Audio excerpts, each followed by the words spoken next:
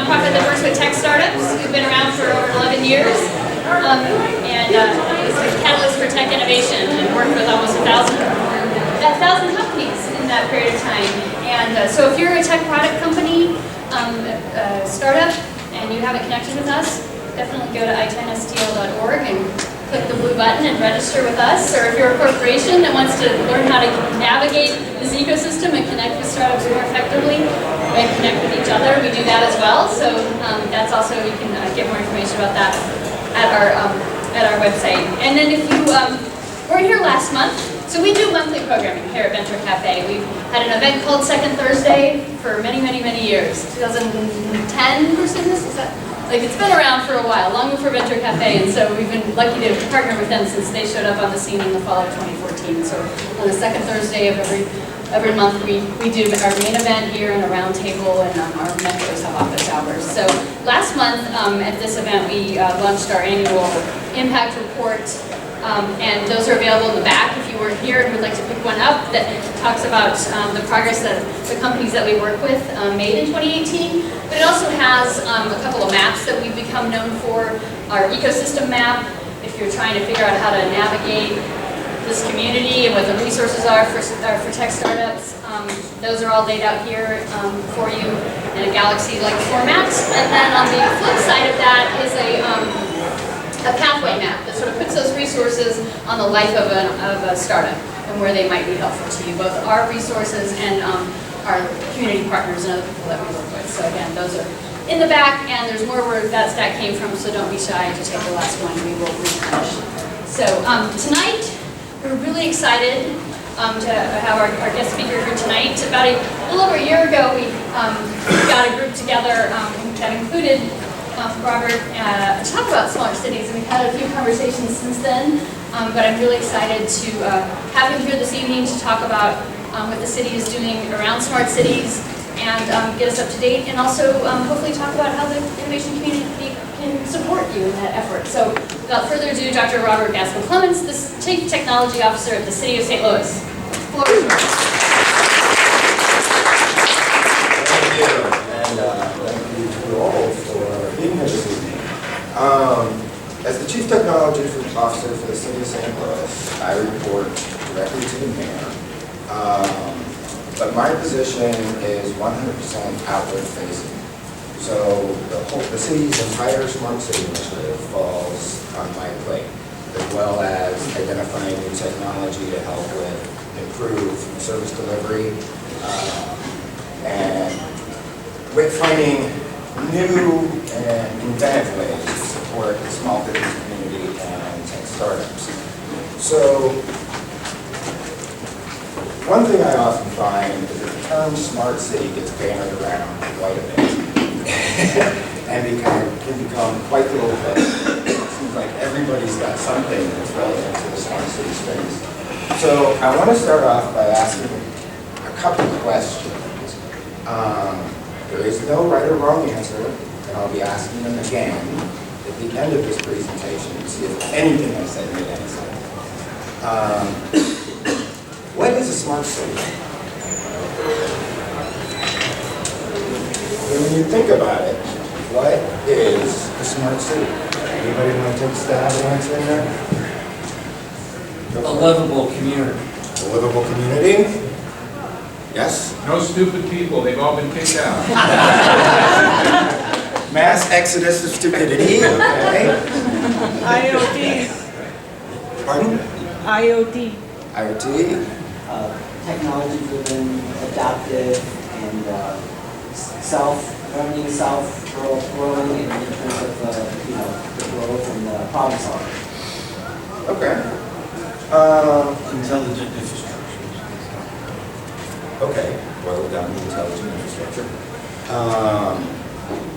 Who gets to decide what a smart city is?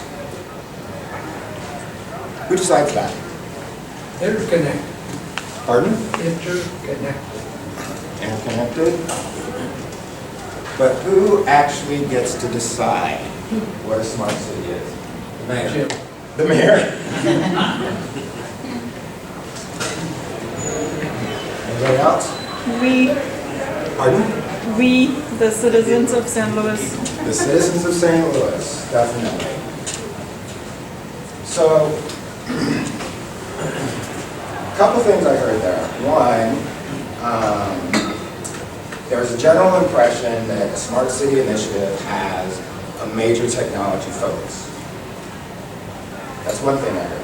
The second thing I heard, which is what I was hoping I would hear, is that the citizens of a city determine what makes them a smart city. So you'd be amazed how many times others have thought that they were the ones who defined what a smart city was. So over the course of the last year, we've been trying to find our footing as far as what it might mean to St. Louis to be a smart city. So started crafting a smart city strategy. I'll go over a few of these major points and dive into a couple of them a little bit further. One thing I will say though is that a successful smart city initiative is not about technology. It sounds completely counterintuitive, but a successful smart city initiative is not about technology. You can make major advances in a smart city space just by taking a look at processes. Taking a look at how you are delivering services. It doesn't necessarily mean you need new technology. What do you already have? How are you using it? What are you underutilizing? You know, just convening conversations with the community. I've learned a hell of a lot more about St. Louis and what citizens would like to see in the smart city space, coming to events like this, meeting with startups and incubators like 10, meeting with community improvement organizations across the city, meeting with various businesses. The mayor, nor I, can sit at City Hall and say, okay, this is a valuable smart city initiative, this is what's going to make the city of St. Louis smarter. At best, we can take a look at what we're doing and try and figure out how not to be dumb, but we're not the ones who define this. So, any smart city initiative or smart city strategy needs to have a mission and a vision. So, our strategy has been broken, our approach has been broken up into buckets, including things like, and I'm not going to read to you, economic development, city operations, transparency and open data, public safety, public health, transportation, blah, blah, blah, blah, this goes on and on. But at the end of the day, it all boils down to improving the quality of life for the citizens and businesses in the city of St. Louis. Pardon? Speak up a little. Oh, I thought you could hear me. At the end of the day, it all boils down to no smart city initiative is a good smart city initiative if it does not directly trace back to improving the quality of life of the citizens of St. Louis and the businesses that also live here. So, with that in mind, there are also a couple core values baked into the Smart City Initiative. The first one is equity. No Smart City Initiative is going to be effective unless everyone has the opportunity in some shape, form, or fashion to take advantage of that initiative. You know, technology, your smartphone doesn't know what your gender is. It doesn't know what your race is. I mean, well, if you told it, it does. So technology itself is not inherently inequitable. How we deploy it, how we use it, how people are allowed to access it, can make it that way. One of the core values of our Smart City strategy is ensuring that that does not, I repeat, does not happen.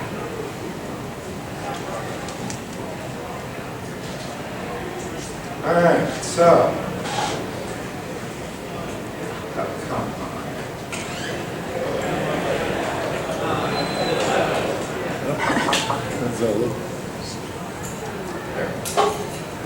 Getting back to this.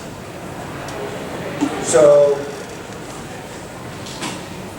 I'm just going to hit each of these really quickly and then go ahead and drill into a couple things. I want to get back, I want to get down to what we're actually doing as quickly as I can. So I mentioned that we've broken the initiative up into buckets. Service delivery, that includes everything from how are we dealing with vacancy? How are we dealing with the dumping problem? How are we dealing with our roads? And how many people in this room have ever popped a tire or hit a pothole in the city? It's happened to me twice, and I've lived here for a year. So what are we doing about transportation? What are we doing about trash pickup, police response times? So all of that falls under the bucket of service delivery. Transportation, I'll get more into that in a minute. That's everything from public transportation, microtransit, first and last mile, that kind of stuff. Citizen engagement. How is the city engaging the citizens? Everything from how do you submit a complaint? How do you find out what's going on? How do you know how long your street's going to be blocked off for the third time in the last 6 months? And more importantly, how can we fold what the community wants and initiatives the community would like to pursue into the city's smart city strategy? All right.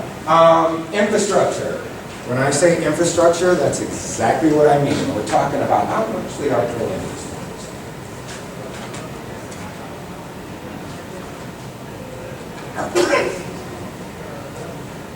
When we're talking about infrastructure under the Smart City Initiative, we are literally talking about infrastructure as a whole.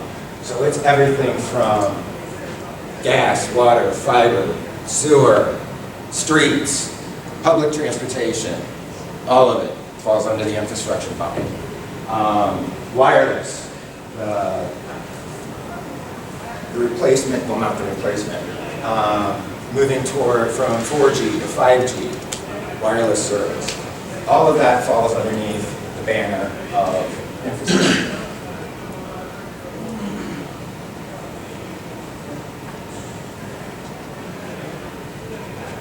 And then city operations, things that fall underneath that category include mapping, the creation of a 3D digital twin of the city, and what we use that for. I'll get more into that in a minute. Common operating picture. Wouldn't it be nice if the police department knew what roads were blocked off? Wouldn't it be nice if the street department knew somebody just knocked over one of our street lights, which are fed by high voltage power, by the way. Good luck touching one of those. Before they got a call from the police department. What one operating department does can easily affect all the other operating departments. But right now, there's no clear way to get visibility into that. Additionally, things like computer-aided dispatch. You know, right now, if there's a traffic accident, you know, somebody calls 911, they dispatch the police. If there's a vehicle fire associated with two, it gets passed over to the fire department. If they knocked over a fire hydrant, then somebody contacts the water department, they dispatch somebody. If there's a vehicle that needs to be towed, then somebody contacts the city garage, and then they dispatch a wreck.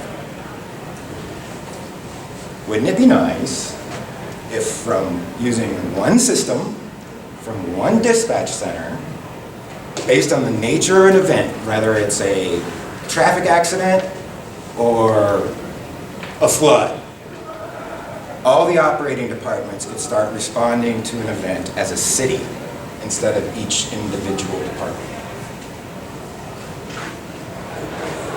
Does that make sense?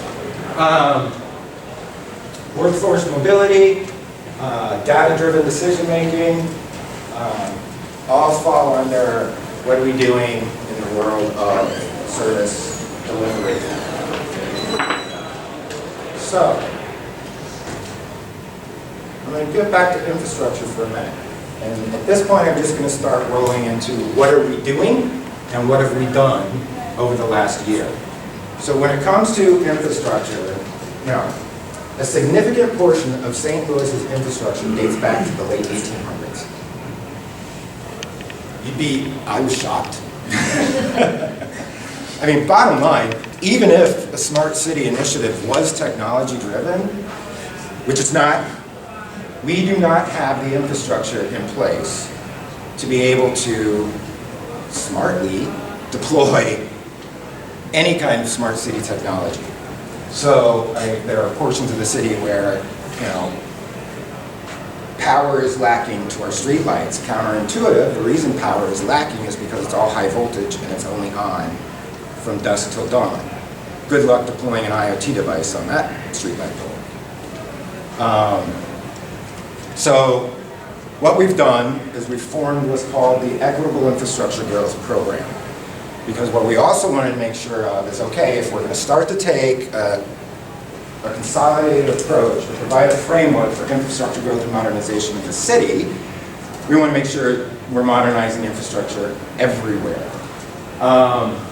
So current players in the EIG, Equitable Infrastructure Growth Program, include Ameren, Spire, MSD, Water Department, Board of Public Service, Street Department, Bi-State, Verizon, Sprint.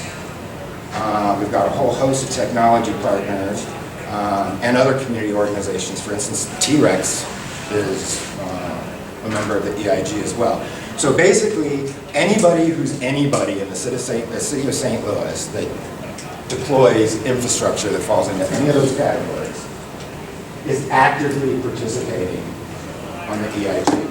Now, the way infrastructure capital improvement projects work today, as I'm sure a lot of you have noticed, it's kind of a free-for-all. Ameren might be doing their little thing out here, while Spire's doing something down here, and MSD's doing something over here. Okay, all well and good. But it's created this little bit of a problem, which I don't know if any of you have experienced. Like, we rip open a street, somebody gets in there, they install something, we pave it back over, 3 to 6 months later, somebody else comes along, rips it up again. Anybody ever see that happen? So what the EIG program does is it provides a framework based on geography. So instead of everybody just focusing on their own little capital improvement projects all over the city, we start to rein things in based on geography. And what I mean by that is,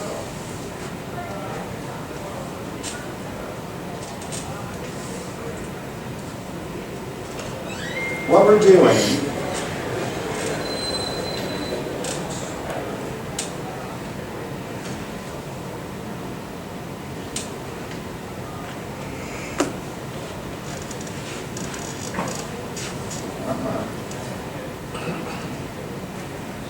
What we're doing is we're actually breaking the city up and carving the city up into geographical grids. How many of them we will ultimately have, I don't know. The participants that I mentioned are the ones who are actually getting together and establishing what those grids are. So, once a grid is established, construction windows are then assigned to each grid. So, everybody knows, okay, this grid's going to be open for 3 years during this time to this time, and they have enough lead time to start planning their capital improvement projects in that area during that time frame. So, does that mean that construction can't occur outside of an open grid? No, it can. But what will happen is, at that point, you're facing stricter restoration requirements. So if you're going to execute a capital improvement project outside of an open grid during its open construction window, then you're not going to be able to get away with just patching the sidewalk anymore. You're not going to be able to get away with just patching the street. You're going to have to replace that whole section of sidewalk. You're going to have to repave that whole section of street. All right. Now, the intention of this is, utility companies and other infrastructure builders, they've attempted to collaborate before. But what was lacking is a framework against which they could do that. So what you run into is, one would try and collaborate with another on a project, but the second group didn't have enough time to garner the resources or the funding to be able to take advantage of the opportunity, so the collaboration never happened. What the EIG program provides is a long-term framework against which capital improvement projects can be planned and people can start to garner those resources. Yes? Can you tell me what those boundaries are? Those boundaries are, this is just a sample of the concepts. So those boundaries just demonstrate the concept of breaking the city up into grids. Now, to guarantee equity, what happens is we always have 2 grids open at a time. 1 grid in the central corridor or points south, 1 grid in the north. So there's always 2 open grids. 1 in well-served and 1 in, I hate this term, but underserved areas. All right. So, where are we at with this program? The program formed back in, I want to say roughly June of last year. It started with all of the entities I mentioned lending their support. Then the Board of Aldermen passed a resolution supporting it. And then, a few months ago, we actually passed an ordinance that codifies the program and this approach. So now, it's not just people coming to the table saying, oh yeah, we'd really like to do this, we think this is a cool idea. Now there's actually city ordinances in place around day once that help guarantee that that is actually going to happen. Not saying that it wouldn't anyway, but. So that's where we're at with the Equitable Infrastructure Growth Program. So another thing that I had mentioned was city operations. Actually, you know what? I'm going to skip to citizen engagement for a minute. So another thing that we're actively pursuing, for about 3 years, downtown St. Louis and Tower Grove CDC have been pursuing various different kiosk-type projects. You know, they thought it would be cool to have something that we could put in the right-of-way where people could find businesses nearby, where people could get access to public transportation maps, things like that. That we could also tie in to our emergency management system, so like the ability to broadcast Amber Alerts, Silver Alerts. They were also interested, given the fact that there's like 0 crime in St. Louis, also interested in providing panic-type capabilities, like what you see popping up on college campuses and in some parking garages. Everybody with me so far? Never seen one of those? Oh wow, they're like these, yeah, they're like these poles or kiosks with a blue light at the top. You just run up, push it. Yeah. Great idea. Love to. Problem is, people were going down completely different paths as far as what kiosks to try and get, what capabilities they would have, what they would look like, things like that.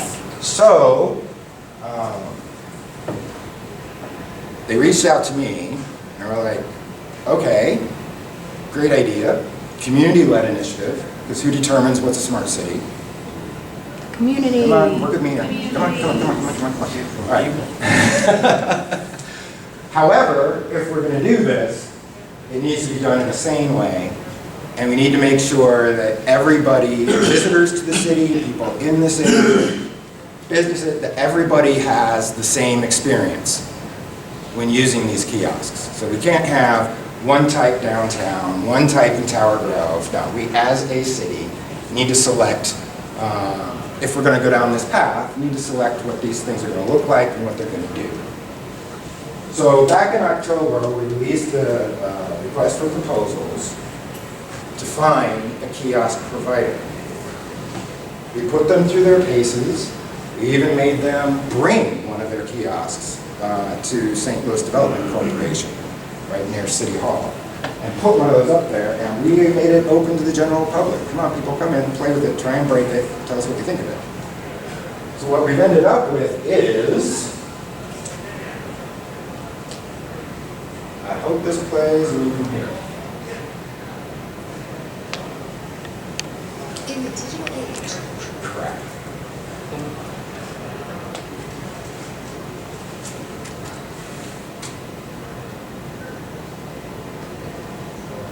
All right, take this.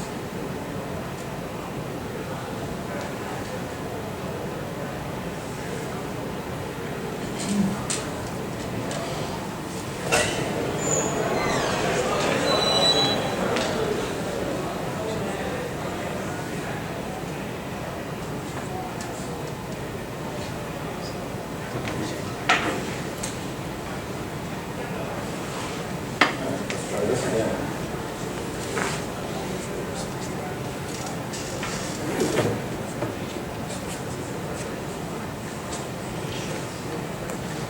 How do innovative cities connect with residents and visitors? Meet Ike, the interactive kiosk experience. Ike is a breakthrough citizen engagement platform that helps cities, business improvement districts, and destination marketing organizations communicate with the public, encourage a pedestrian-oriented environment, and tell the story of their city. Ike launched in Denver with the goal of building a wayfinding and city communication system for the digital age and delivering it in a self-sustaining business model, requiring no investment from the city. Today, we're scaling the platform nationwide. Designed in concert with Pentagram, Ike's sophisticated design complements the aesthetics of any city, incorporating local branding both on and off screen, offering kinetic lighting options, and allowing for customizable content. Ike is fully ADA compliant, adjusting the interface for users in wheelchairs and accommodating other special needs. The system is multilingual and available in any language at the push of a button. Ike's elegant and modern interface was designed with the user in mind, creating an exceptional experience that sets our platform apart. Ike is immediately familiar to any user of a smartphone. Simple touch gestures activate the system and provide everything a user needs, all in one curated place. Through our ever-expanding series of applications, Ike delivers social equity, drives discovery, enables navigation to businesses and civic resources, encourages economic development, and enhances public safety. Ike improves connectivity and accessibility to underserved areas through free Wi-Fi and increased cellular coverage, and provides access to civic resources, job opportunities, safe shelters, and other social services like food support and addiction recovery resources. Our directory applications also include events, arts and culture, recreation, retail, restaurants, and attractions, driving traffic to destinations at no cost to the establishment. Each application provides detailed listings through convenient directory cards, which can be enriched with photos, coupons, and other useful information. Listings can be organized by category based on a user's... Okay, enough of the commercial, I'm sure you can. Point being, these things are going to start showing up in the city within the next 6 to 9 months. So we ran the procurement, we put them through their paces. I can sit here with a straight face and tell you that they do actually do all the things that you just saw. So to date, about 3 weeks ago, we started actually identifying candidate locations. So far, we're about a third of the way through the process, and 133 locations have been identified. How many of those locations do you think were selected by the city? Zero. Not one of them. The locations that have been selected so far all the candidate locations have been identified by the community organizations in that area. So downtown STL, Tower Grove CDC, Forest Park Forever, actively looking for organization, in areas of the city that are less organized or have fewer resources, actively looking at who to reach out to try and identify candidate locations there. So we're about a third of the way done, 133 locations so far. Also trying to take into account major development projects going on in the city. I don't know if anybody's heard about this little thing called the NGA or Arch to Park. So, but this is the reason I bring this up is this is an example of a community-led initiative. This didn't come from this didn't come from me, this didn't come from the mayor. This came from community organizations coming to us and saying, hey, we want to make an investment in our communities and we are interested in pursuing this type of technology. Great, fine, now it's happening. Careful what you wish for. All right. So you're planning 400 total locations? Pardon? You're planning 400 total locations? No, I'm not planning any total number of locations. What will happen is the community will identify areas where they think these things would be beneficial or should go. Then each site is, each site's surveyed. Some of them, if we may not be able to physically place a kiosk there based on its size and keep the sidewalk ADA compliant or whatever. So the candidate locations get identified, then each location gets screened, and then if it can support a kiosk in that location, then the provider proceeds to permitting and we get it installed. So there is no target total in mind. I never would have thought that the community would have wanted 133 of these things along the central business corridor. But that's what they identified. There are some rules though. For instance, they need to go in locations where there's a high amount of pedestrian traffic. Things like that. So there are some rules. What's the total cost of per location? To the city? To the neighborhood, to the community? Nothing. It's all completely self-funded. They sell advertisement to make those machines work? They do advertising, yes. But within the contract, we put very, very strict rules as far as what would be allowed and the ability to control the advertising all the way down to a specific location. So we can say, okay, this location, you can't do any of this, or that. And as a general rule, there's a lot of types of advertisements that are forbidden. Yes. I heard about this initiative to do like a self-guided city tour years ago. Are these kiosks in conjunction with that at all, or do they have something else? They are not, but they would have that kind of capability. I'm sorry, I missed your question. Would you ask? There was a self-guided city tour initiative that I heard about a couple of years ago, and I wanted to know if these kiosks were a part of that initiative or not. Okay. And so I just moved from New York, and they had some pretty similar kiosks, which were really successful. I missed it in the video. Does it have Wi-Fi access? Yes, part of our Smart City initiative is to deploy, I don't know how long it'll take us, but it's definitely on the drawing board. Yeah. Is to deploy free public Wi-Fi throughout the city's right-of-way. So parks, rec centers, areas where there's a large amount of pedestrian traffic or whatever. These kiosks fit into that plan. So basically, they'll start deploying free public Wi-Fi as soon as they're installed. But at the end of the day, they're actually just going to be repeaters on the city's free public Wi-Fi network. So no matter where you're at in the city, if we're providing free Wi-Fi, it's the same network name, it's the same what have you. And an additional question. One of the big topics in New York when they were putting these up was privacy, like data privacy. So once you do have Wi-Fi, it's better when they know who you are because they can target more things. Exactly. But at the same time, within the contract, I made sure that there were very strict privacy provisions. For instance, They aren't allowed to collect any personally identifiable information, up to and including your cell phone's ID, without your consent. So, just by virtue of the fact that you're close to one of these things and you hop on the public Wi-Fi, they can collect counts of how many connections there are, but they cannot capture, track, persist, or pass on your cell phone's ID or any other device that you've attached to the network.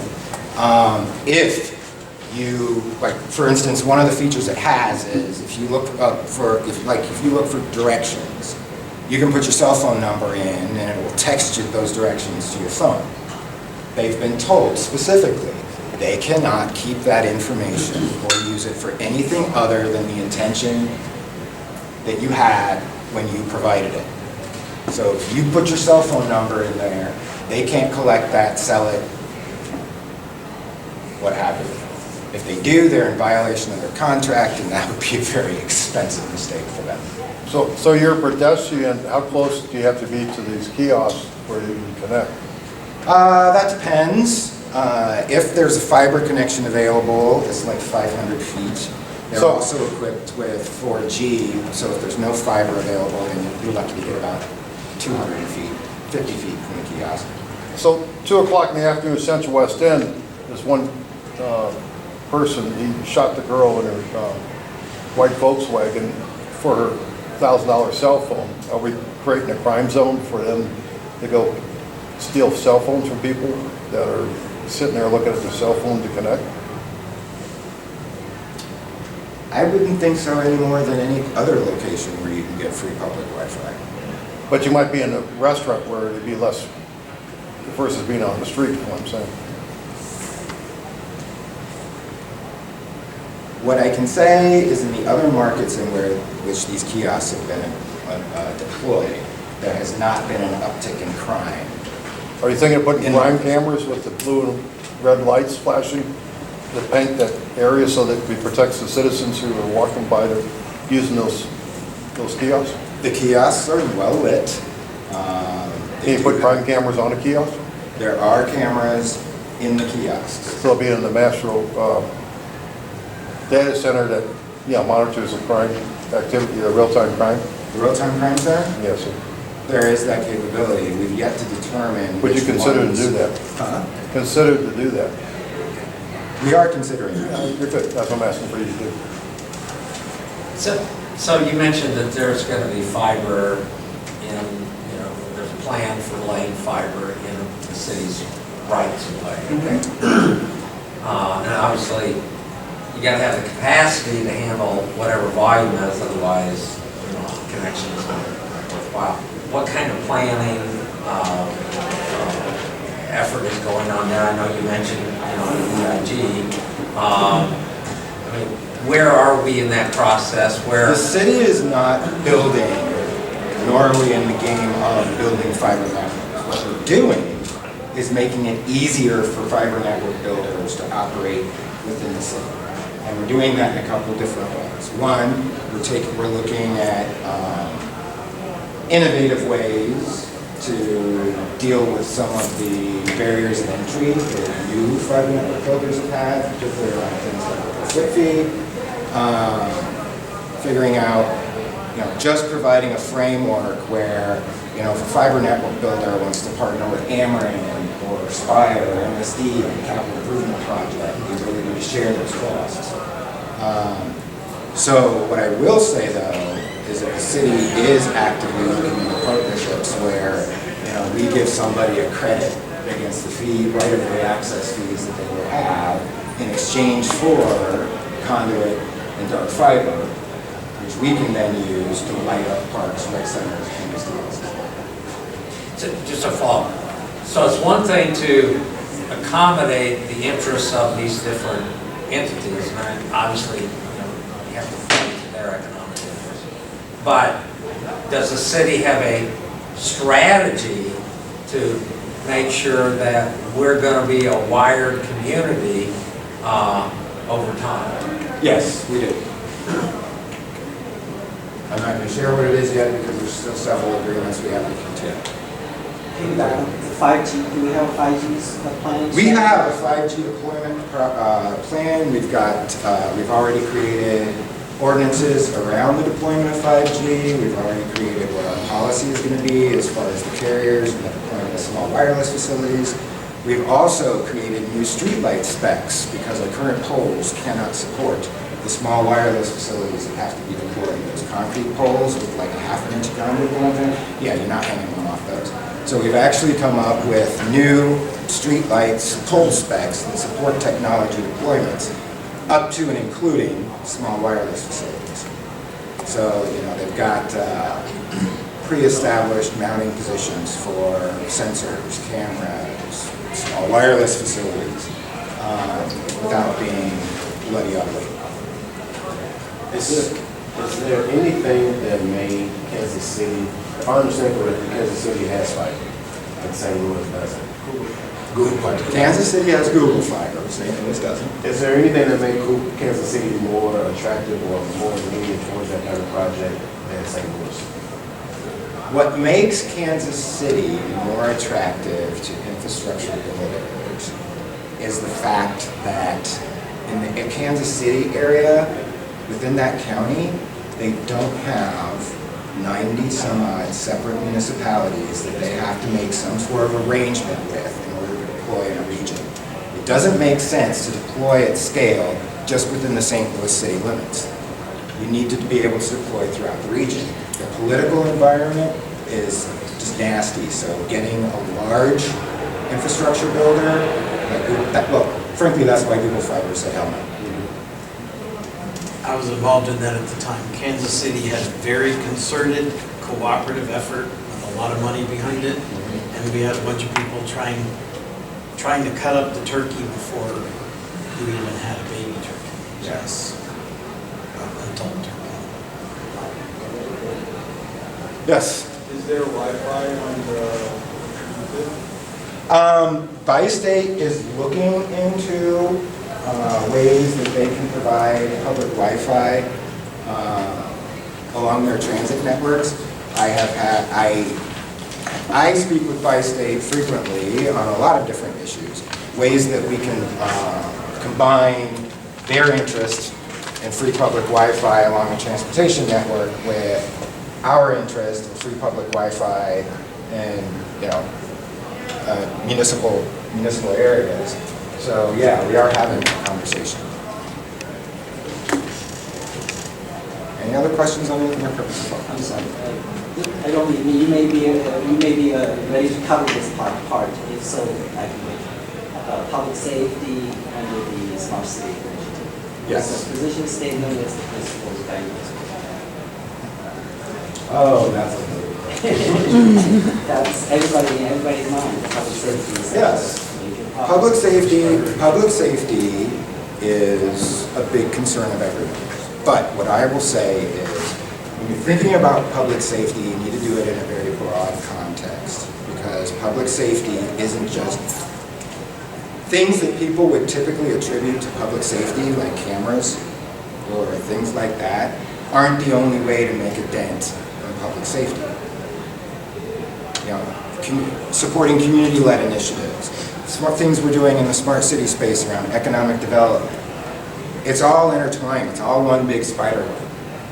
Now, public safety directly, some of the things that we're doing to make a dent there are things like the establishment of that 3D common operating picture, computer-aided dispatch across city departments, dynamic routing and route planning. You know, that can help with everything from how does a police car or a fire truck get to an event to, oh, we haven't updated our trash routes in 20 years. Also, right now we have an active procurement around, it's an RF, request for bids for sensors. Within that is everything from better cameras, gunfire detection, collision detection, wet climate and weather, air quality sensors, traffic sensors, including pedestrians, ground contamination, water contamination. So basically, this whole plethora of IoT stuff the city could deploy.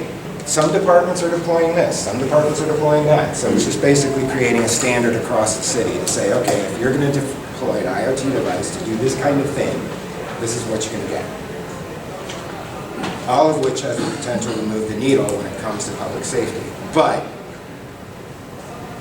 is it safe to say that throwing a camera up on every intersection throughout the city is going to have the biggest impact on public safety?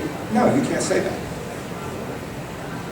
It's like beyond camera. The conversation has to go with beyond camera has to be Exactly. So that's why I'm curious if we have a starting point that encourage the community-driven approach that can be part of that bigger smart city initiative down the road. Our starting point with the initiatives that I've onboarded have all been around what's a source of community pain.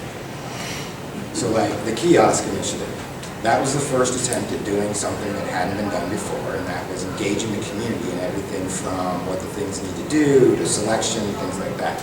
That sets a precedent. That precedent can then be repeated in other areas.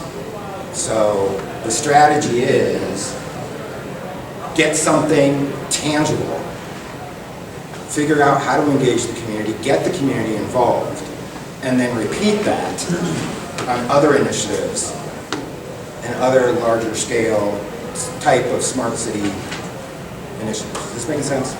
Supporting innovation, experiment, and implementation. So Yep. that's what because nobody has magic bullets, and Exactly. really encourage the culture of experimentation and innovation.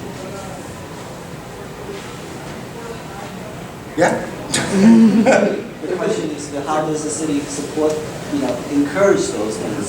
So without creating, ad hoc, the situation, the problem we try to solve in the first place. So that's my really, how do you encourage this kind of work, initiative, community-driven, at the same time I've created? Well, I can tell you what I do. Principle. I would love to be able to talk to every citizen and every business in St. Louis. It's never going to happen. So what I do in the smart city space is engage groups like I-10, who then have, a group that they can reach out to and represent. Engaging local business districts, community development corporations, larger businesses, smaller businesses. Like some of the stuff I do, I've started to participate in startup accelerators. I've got office hours up at T-Rex every week. So the only thing I can do at this point is put it out there and then try and create a network of organizations that can reach the largest number of constituents that I never could have reached on that. And just a shameless plug, we started a nonprofit called Neighborhood Innovation Center. We'd love to have you come to talk to us. I do a lot of that too. Yes. Are these kiosks available in the county too? And if so, are they using the same technology? Because you said it was important throughout the city that everybody The was the county? same kind of kiosk. The county had their eyes on this, but the county is a separate municipal entity. So I will say that Bi-State did identify some of their properties out in the county, but the city and SLDC cannot cut the contract that extends to the county. So unfortunately, the county chooses to, they can, but So do you know if the county has kiosks? as far as I know, they do not, nor do I know if they have any plans on pursuing it. Even if the city can't control it, you can coordinate. If it's important that throughout an area you use the same kind of kiosk. We involved the county. There have been conversations with the county around the kiosks. We involved them in the selection process. So they saw a copy of our RFP. If they choose to go down the same path the city did, those conversations have been had. They have everything that they would need to do so. The reason I ask this is because right now the county and the city have two different 911 systems. And it would be good to have one system, but they don't, everybody wants to merge it, but it costs too much money at this point to merge them. That's what I understand. And if they had started from the beginning using the same kind of 911 system, it would have been a lot better. So now we're starting something new, so it makes sense that if we have the same system throughout. And I'm going to be very blunt here. I definitely understand what you're saying. I agree with what you're saying. You know, we are including the county. The county is included in our sensor RFP, so they're, you know, evaluating and selecting the bid, participating in the evaluation and selection process. I hope that what you're talking about is what ends up happening. But I'm not going to not do it here because the county's not ready to take the lead too. We will involve them. We will give them everything that we've got, but I'm not going to wait. How many different companies make those kiosks? We got bids in from 3 different kiosk providers. So the county gets a different provider than what you have. Can they talk to each other? Don't know. We'll have to cross that bridge when we come to it. Again. So we're not better together? If you think I'm going to walk into that, you're insane. That's a landmine. Don't think I didn't see that coming. The provider can pay to play. Uh-huh. I think these kiosks are a great idea, and I welcome this new change. St. Louis may or not be a city that embraces much new change, but I am concerned about our city's population. I mean, I read an article in City Lab that says the future of rural America is more decline in those areas, those small towns, USA. And then smaller cities also suffer population decline. And when I take a look at the St. Louis City population numbers, we're currently we suffered a decline of 1.6%. So now we're at 302,800 or so people. And if we continue with our decline thereabouts of 2% a year, or 1.6, how will that impact, you know, some of these new developments and demand if our population isn't holding? Good question. Don't know. What I can say, though, is that the number of jobs in St. Louis is growing. And the rate of population decline in the city is dramatically slowing down. It does make our crime numbers worse because it's so many crime incidents per capita. So if our denominator gets smaller, it makes our crime percentage looks bad. You know, it's St. Louis has several image problems that personally I don't think it deserves. But I can't fix that. Well, I thought you were going to tell us what the image problems were. You think I'm going to fall into that? We have time for like one more question. Are you able to share through Ike the information that they get from the success of their kiosks in Los Angeles? Yes, actually, you know, one of the things that I took a hard look at during the evaluation process is all 3 of the kiosk providers had deployed in other markets. As a matter of fact, it was a requirement that they had deployed in at least 2 other markets roughly the size of St. Louis. So, yeah, I mean, I've talked to Denver, I talked to Baltimore, I talked to Austin, Texas, other places where these kiosks have been deployed. And additionally, one of the things that one of the things that we baked into this contract was we don't want to be the next market to get these kiosks. So we baked an exclusive R&D clause into our contract where we're providing a play space for the kiosk provider to actually test, pilot new technologies that they want to bake into these kiosks. If they come up with one that we want, we're the first market that gets it. So we're not the next market to get these kiosks. We will always be the market to get the new stuff first. Thank you.